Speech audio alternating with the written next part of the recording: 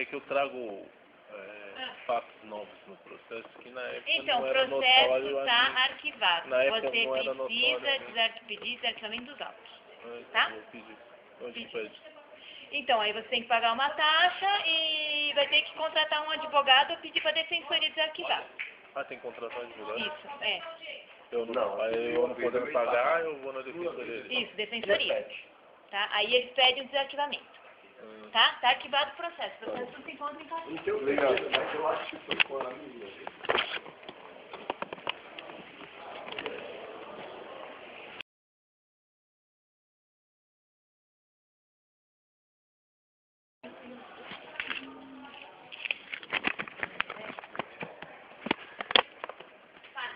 É que eu trago fatos novos no processo que na época Então, não o era processo notório. está arquivado. Na época Você não era precisa pedir desarquivamento dos autos. Tá? Eu pedi. Onde pede? Então, aí você tem que pagar uma taxa e vai ter que contratar um advogado ou pedir para a defensoria desarquivar. Ah, tem que contratar advogado? Isso, é. Eu não podendo pagar, eu vou na defensoria. Isso, defensoria. Tá? Aí eles pedem o desarquivamento. Tá? Tá arquivado o processo. O processo não se encontra em casa. Legal, mas eu acho que foi com a minha.